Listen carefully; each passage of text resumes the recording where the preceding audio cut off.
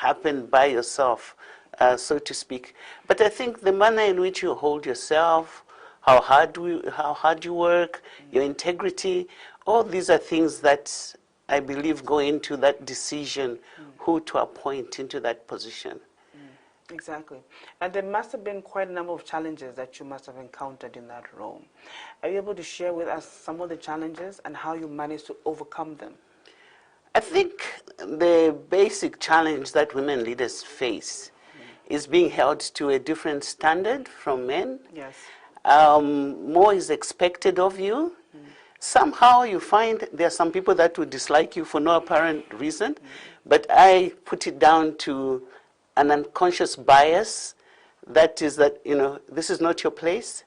So you find there are some challenges that you face, but having the confidence, being prepared, having the credentials hold you in good stead. You make it sound so easy, ma'am. Looking at someone like you, you are so accomplished, you are so knowledgeable, and you exude so much power and so much grace that somebody looking at you might think, yeah, women are able to break glass ceilings, but that's something that could only happen to somebody like Dr. Samabula. But, just break it down for us. How did you get there? I mean, how do you end up there?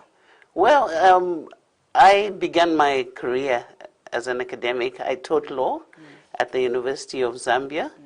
I studied commercial and business law, which obviously positioned me for an ultimate career in the business world. Yes, ma'am. I also did teach the human rights of women and children when I was at the university. So already I began to specialize at my master's level at Harvard. I took courses that positioned me. And then my PhD was also in commercial law. So from the University of Zambia, I joined the Securities and Exchange Commission as Director of Licensing and Enforcement. And again, this was in the business sector. This was in the capital market.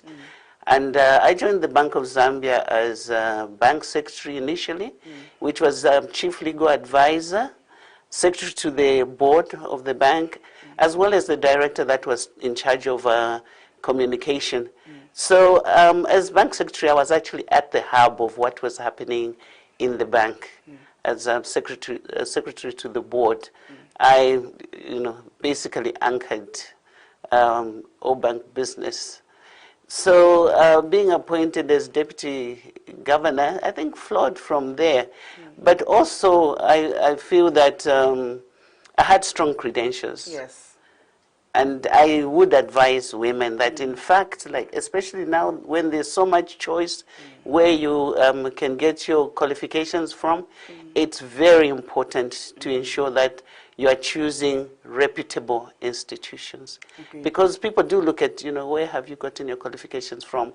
I see, when people learn that I have a degree from Harvard, they sit up. Exactly. So, it's very, very important to position yourself well by getting your credentials from reputable institutions that hold you as, someone who is anchored in whatever their area of expertise is. Exactly. So even in terms of, you saying that you have very strong credentials, which is very true. I mean, they speak for themselves.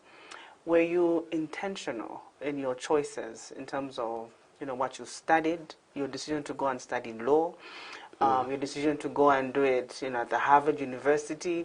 Was all of that planned and intentional, knowing fully well that you were destined for something great? Yes, it was intentional. Choosing to study law was actually accidental. It wasn't intentional. Okay, please tell us about that. I think in our days, if you were defined as clever, your parents wanted you to become a doctor. And as a sort of little rebellion, I didn't want to be a doctor. I decided I wanted to be a dentist. Okay. But after my Form 5 at the time, I did very well. And the mines used to give scholarships. So I was one of the people that was selected to get a scholarship from the mines. Okay. And part of the process was some career guidance. And the counselor, the career guidance counselor, actually looked at my results and said, yes, you've done extremely well, but your strength appears to be in the arts. Are you really sure that you want to pursue a career in the sciences? So that was how the thought process began to change.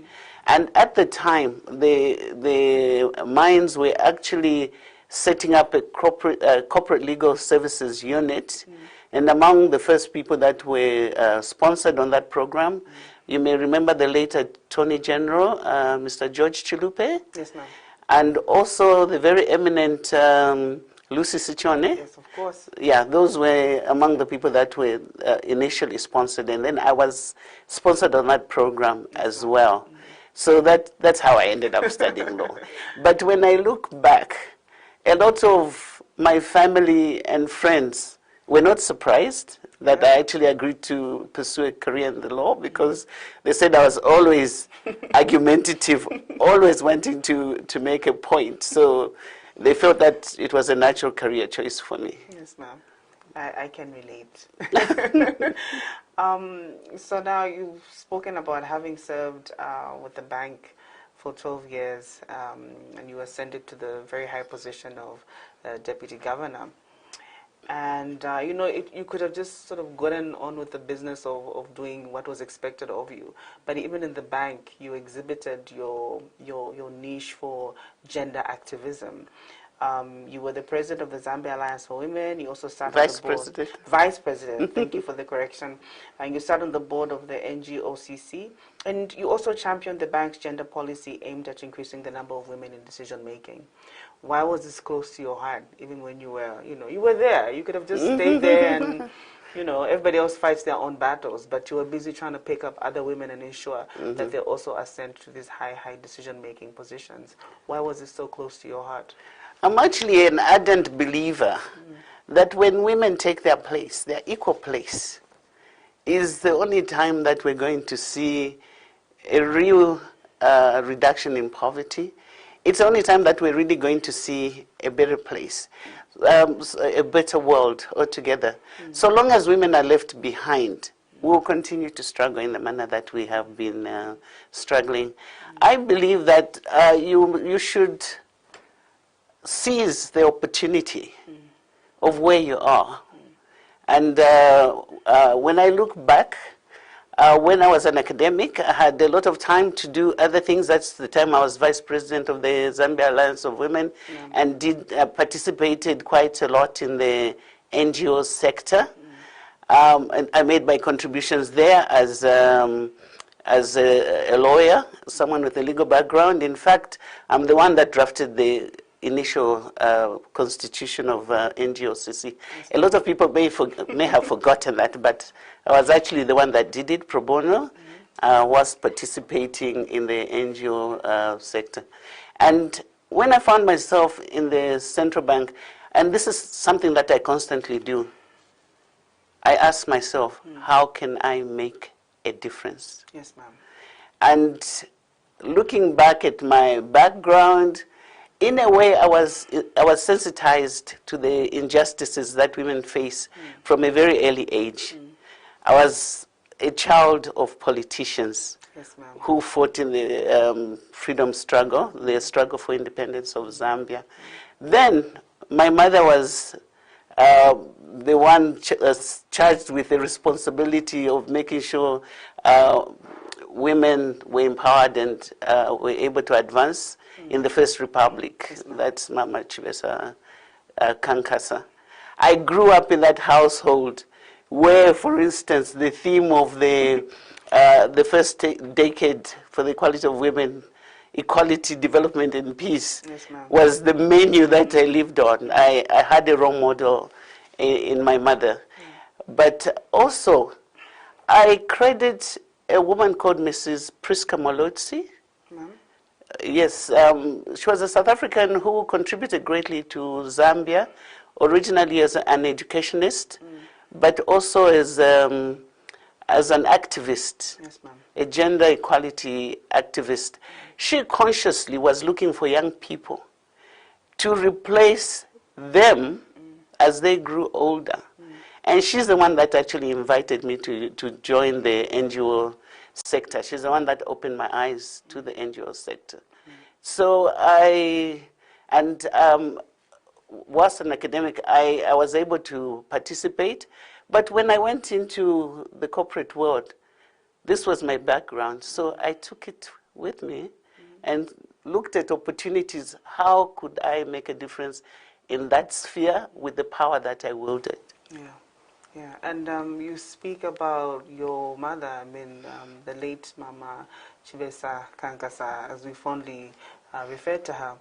And it's sort of, just listening to you, it speaks to the importance of having very strong female influences on us as women and even as young girls. It almost sounds as though you had no choice but to be this person because you came out of that household. How much influence did coming from such an influential family have on you and in your career? Well, my mother was my role model and she was my inspiration. But I had a very strong father as well, who was well ahead of his time. We were 7 sisters and 3 brothers. Wow.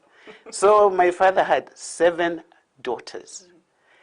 And he saw the value of the girl child and ensured that each and every one of us got an education. It was not only the boys, but also the girls. And then something else that my father did was he let us have conversations with him. He let us argue with him. He let me feel it was okay for me to have my own opinion and to defend it. So I had a very strong influence from my father. And I recall, in fact, when we would get visitors from the village, they would be very shocked at the relationship that we had. That, we can talk to our father and we can argue, and not in a rude way, of course, but ideas. Yes. And we sat at the table with him and ate with him. I'm in my 60s, so I think some people may not relate to these things, but those were not the done thing. True. So my father was way ahead of his time, Yes. and he was a very strong influence on my life. And even accountability, I think he really taught us accountability at a very young age. He took us to very good schools where he had to cough up quite a bit. But at the end of every term, we all had a performance interview with him. How well have you done at school? Why have you performed in this manner? Why have you regressed in this subject? We actually had that conversation, and we knew that we were going to have that conversation. For him, education was very important, and he told us, this is something that cannot be taken away from you. It can be your mother, it can be your father. So make sure that you do get an education. So that was instilled in us. Amazing. Very compelling story, ma'am. So now we'll take a short break, speaking to Dr. Mabula about aspiring for the unconventional. And it is quite clear when you hear her speak that there is nothing conventional about her life and her journey. We'll see you on the other side on African Changemakers. Meet Abby, your 24/7 digital personal banker. Let Abby make payments, buy airtime, and check your balance for you on WhatsApp. Another digital innovation that gets things done. That's Africanacity, that's APSA. Who are we? What are we about? Say you want to learn about business or get latest news updates in business news, social and economic issues, stock exchange, latest exchange rates, and all financial matters, or you want to learn on how to manage your money from savings, banking, insurance, to maybe our new traditional way of doing things like village banking. And if you're like me, planning and constantly making sound financial decisions is essential. So I need to keep abreast with upcoming investments, taxes, technology, or entrepreneurship prospects. Interesting, right? So what if I told you by just one click you can learn from mining, agriculture, tourism, manufacturing services, and yes, entertainment industries. After all, the more you know about money, the better financially you will be. So who are we? What are we about? Millennium TV, your first business and financial news television channel. Catch us on Top Star, Channel 95, or follow us on Twitter, LinkedIn, Facebook, and YouTube. Millennium TV, we mean business.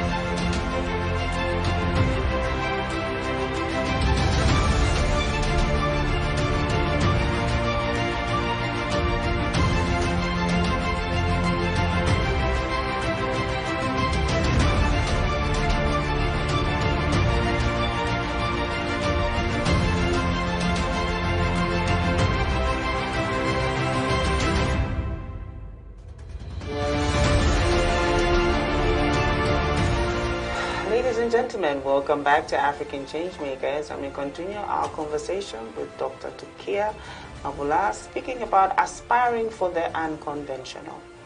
What do you think holds women back from aspiring from leadership? What is it that hinders them from getting to those high levels of decision making? I think a very strong barrier are social norms, expectations, what is expected of a woman, what has society constructed for us. You're a mother, you're a housewife, you have a defined role. And going into the workplace, I think it's become commonplace now, but before there was this saying, a woman's place is in the kitchen. Yes. That's a very strong barrier that holds women back, because sometimes even the women themselves believe that they should not be aspiring for a higher status. I'll use the example of even, where both the husband and wife are working, where women feel they must be the only ones to take the child to under 5, where, women feel that if a child is ill, they are the ones that must take the time off. Although if a child is not a baby that is being nursed, even the husband can do those things. So our traditions, I think, hold us back. Our socialization hold us back. So we need to break that mold and make women more confident, and make women have more self-belief, and make women realize that they can actually do anything that a man can do, and in most cases, do it even better. Exactly. How do we get there? How do we make that transition? Well, one good thing that I'm seeing now is a mentorship. There's a lot of mentoring going on right now. And for instance, Mizinga wants every girl to have a mentor, which, this is a good thing. Exactly. Yeah, in the olden days, we did have mentors. But the content of what they were mentoring you on was, what was holding us back. Exactly. But I think, and it's been used quite successfully with regard to fighting the AIDS pandemic, that even the Alangizi can be brought up to date to mentor the girls positively. Yes. So I think this is one of the ways. One of the greatest assets that a woman can have is confidence. Yes, ma'am. If you are confident, you can hold your own. And confidence is something that can be developed, but we all realize that confidence is generally in short supply. Yes. So we need to work on that. Very true. And I think one of the key ways that we can use to empower women is just to sort of campaign for their economic emancipation, because when you are financially independent, you're able to make your own decisions, you're able to think independently, you're able to stand on your own.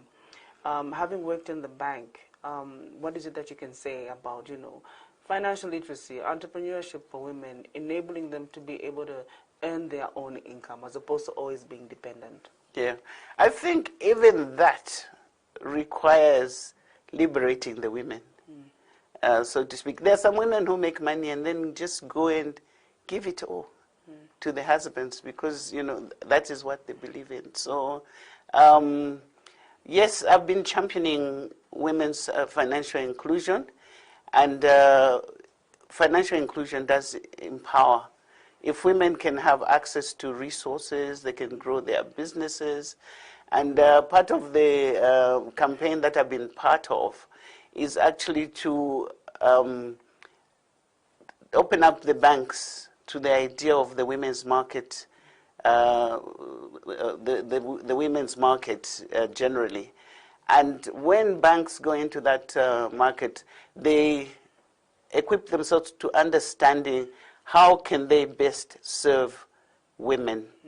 And one of the findings that has been made, in fact, is that women need more than just the financial access, but they also need other non-financial resources, such as being empowered to develop networks, markets, and that kind of thing. So yes, financial inclusion is important. When women are excluded, it means they do not even have those resources. And when you look back, there was a time when a woman could not even get a loan without the approval of the husband. Yes. So we need to advocate for the women to be empowered, to be able to have equal access, to then go beyond access to actually making use of those resources that or those facilities that are opened up to them. But financial literacy, as you mentioned, Yes, ma'am. is cardinal. We need, and financial literacy is needed for both men and women. One of the things that I was hearing lately from a bank is that the majority of people go to the bank once a month just to withdraw all their money. And yet there are so many different products that they can invest in to multiply that money. But more so, we need to be making sure that women are not left behind when financial literacy is being taught, and so that they can also be empowered. One of the initiatives that I was involved in when I was in the bank was actually to try and see how we could halve the gender gap between men and women. When you looked at the gap, it was almost 10%.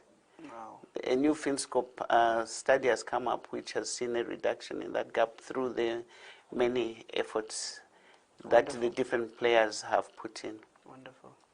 Okay, and there's always a conversation about empowering women, and then on the other side there's a conversation about it should not just be because you're a woman, but that you should be meritorious. You should be meriting positions of leadership and positions of authority. And then just second to that, what is it that women bring to the table? Why is it so important for them to participate? What is it that they're coming with anyway that will contribute to what we are talking about? Women come to the table with a different perspective. They come to the table with a different worldview. Their lived lives. Imagine someone making decisions for you when they don't even know, what your circumstances are. So women bring to the table that holistic decision making. And also empathy, Yes. compassion. There are certain strengths that women have that enrich decision making. And if you're making a decision with just half the people that can give you ideas, you're obviously just getting half the answer. Exactly. So if you include everybody, you're getting the full perspective. Exactly. It makes sense. And looking at someone like you, it sort of speaks to itself. What happens when women are given those positions of power and leadership? They're able to perform, and amazing things do end up happening. And maybe let me just say something about merit and competence. That's thrown out usually to keep women out. If you look for good women, you will find them, and there are many. Yeah. There may be a few that may need a bit of nurturing and, development. But there are a lot who are even already ready but are being passed over because of unconscious bias. Yes. So there are a lot of women out there who can do a good job if they're given the opportunity. And the issue of tokenism does not need to arise unless someone just wants, to do tokenism. Yeah. But there are a lot of good women with credentials, proper qualifications, proper experience, who are ready to take up senior leadership. Exactly. But you need to have that consciousness of looking for those women and bringing them out. Agreed. And just to allude to what you mentioned earlier, the fact that women deal with different challenges from men, and they also face different biases, when they're in the workplace and even in leadership. And that can be discouraging for women. It can be a recipe even for failure in the worst case scenario. What is it that you can advise women in those positions when they're faced with those kinds of challenges? How do they overcome and keep striving, even though it may feel a bit unfair because they're facing challenges or obstacles that their male counterparts will never ever have to encounter in their careers? Well, if there are procedures and processes in institutions, women should be encouraged to take advantage of them. For instance, one of the things that may hold women back is sexual harassment. And a lot of institutions are now introducing sexual harassment policies. And they should be able to, women should take advantage of those policies. Women need to have that self-belief even when the going is tough. Yes. And I think we need to really be looking for, what is it that is available to me that can assist the situation. And sometimes it's just speaking up. If there's a problem, you make use of the procedures to speak up. But some people do not have that courage. And I would encourage women to have that courage to speak up, to stand up for themselves. And then there are all these initiatives, I mentioned mentoring before, which is helping to develop the confidence of women. But you can even as an individual, also there are a lot of resources even on the internet where you can improve yourself. Communication, I think, is something that is very important. If you can articulate yourself well, you find that you really go much further than someone who cannot articulate themselves. Invest in yourself. Continuous improvement. And for me, you never stop learning until the day you die. Very true. Very true. So now we've spoken about Dr. Mabula, the lawyer, the deputy governor, the academic, the gender activist. We want to know about Dr. Mabula at home, and specifically how you've managed to achieve or attain that work-life balance that is so elusive to high-achieving women such as yourself. Yeah, I'm a wife, I'm a mother, and now I'm a grandmother. Wow. And what I found, and I had to learn, as women, I had said earlier that you are held to a different standard. It's very easy to be a workaholic. Yes. You are constantly working because you want to achieve certain targets. But a work-life balance, for me, had to be a conscious decision. And I was awakened to it by my daughter, my youngest daughter, who is now late. I think she may have been about 5 years old. And I was packing I was traveling. I was doing a lot of traveling at the time. And I was packing my clothes. And she jumped into the suitcase and closed the suitcase. And I asked her, Musonda, what are you doing? So she said, oh, I'm coming with you. And, that actually made me think, am I giving my daughter enough time?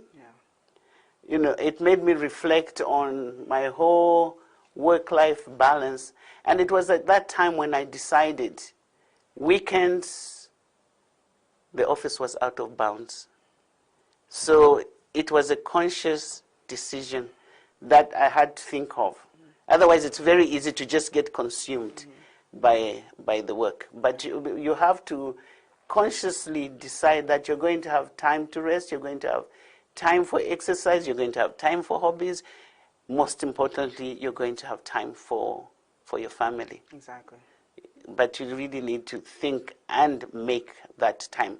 And if you want to make that time, you will make that time. Very true. Very true. I always say when something is important to you, you make time for it. Very true. And what is next for Dr. Mavula? We've known you for being in the bank, but now what is next for you? Yeah, I am still playing in the space of trying to empower women, trying to ensure women's financial inclusion. One of the projects that I'm currently engaged in is the Expert Leaders Group on women's financial inclusion in the digital economy in Africa. We're just about to launch this Friday, and this is going to try and make sure that women are not left behind. You can all see that the digital space can actually enable women to leapfrog into the future. It has a lot of potential, but without that conscious, intentional carrying the women behind, women can be left behind. Yes. Technology is not the easiest thing, even for you and I. Now, those that are even less empowered may find challenges, unless we are consciously holding them by the hand. So this organization is going to try and make sure that we're looking out to ensure that the technology is not leaving women behind. Already the statistics have shown that women are being left behind, even with regard to technology. And I think the COVID pandemic has shown us that everybody needs to go digital. Everybody needs to operate on an electronic platform. So I'm doing some work in that space. I'm participating in some international organizations like the Steering Committee of Women's Financial Inclusion Data Partnership, which collects data on women's financial inclusion. I've just recently been invited on the Technical Advisory Committee of an organization which is called FinEquity. Okay. And it was established by CGAP, if you know CGAP, which works in the space of finance for the poor. Yeah, so you are very busy. I'm actually very busy. I've been quite surprised that, I'm retired. But yeah, it's exciting because I'm in control of my own time. Exactly, that's what I was going to say actually. Out of formal employment, but still very, very busy, which is good. So just sort of in terms of like a last question that I might ask you is, there's so many young women and girls, ourselves, who are inspired by your story. What is it that you can say, perhaps even to the people who are watching this show, in terms of how they can also pursue the unconventional? Maybe you can just speak to that camera. Okay. Yeah. I think that in fact nothing should be unconventional. If women were to take their place, everything should become conventional. There's no out of bounds. I think the first step is to dream, and dream big. Then make a strategic plan for yourself. Set targets and work to achieve that plan. A strategic plan for your life. I like to say, she who dares wins. Yes. So if you dare to stand up and be counted, you win. But of course you have to make sure that you're standing on firm ground. Correct. So you have to cultivate all the things that you need to be firm, to be confident, and maybe just even go back a little bit to how to deal with challenges. Yes, I think having self-belief, being confident, that you're just as good, if not better, than everybody else around you, can get you to the highest places. Very true. Very true. I mean, the topic for today was aspire for the unconventional. But after that response from you, I think it should really just be aspire. Yes. Just aspire. Nothing should be out of bounds, that I've said. Exactly. Nothing should be out of bounds. I have a good friend of mine. We were sort of deliberating on what we could speak to you about today. And she shared an encounter with me where she met you through some work circles and she asked you what she could do to be the best version of who she is, and sort of try as much as possible to be something like what you've achieved in your life and in your career. And apparently what you told her was aspire. Yeah. Just aspire. Kind of inspired what we're talking about and today. Raise your hands. Put yourself forward. Very true. Thank you so much, ma'am, for the example that you have given us and continue to give us, and for everything that you do to continue disrupting these gender norms and setting a trail for some of us to hope to follow behind. We'll keep watching you, and also thank you also for accepting to be the Hall of Famer at last year's Push Women Awards, and accepting a role as a friend and a mentor of the Push Women Network, and for making time out of your busy schedule to be here for this interview. No, I was truly honored to be invited by Push to join the Hall of Fame. Yes, ma'am. And I'm available. You can count on me. Awesome. And we have it on camera. Ladies and gentlemen, I wish you could talk to the doctor for much longer, but unfortunately time is not with us. And you heard what she said. Nothing is out of bounds. Put your hand up, step up, and be counted. And with those few words, join us next week for another episode of African Change Makers.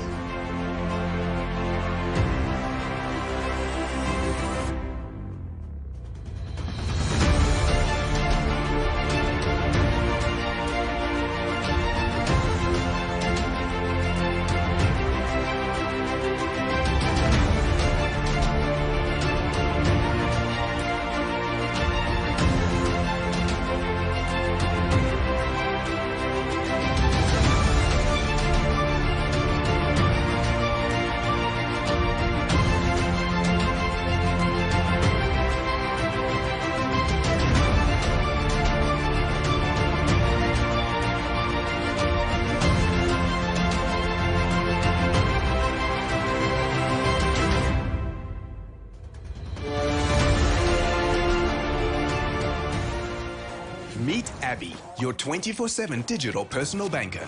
Let Abby make payments, buy airtime, and check your balance for you on WhatsApp. Another digital innovation that gets things done. That's Africanacity, that's ABSA. Mafingerings tikaleta kukuti kule ifike pa 500 gram or 450 gram even pa 400 flat gram mshia kule mngapeleke pa market. When we are at school, we learn a lot of things. Let's say, for example, for the diseases which are there in the poultry. So for someone like me who has gone to school, it's easy for me to know if at all there are any diseases in the poultry.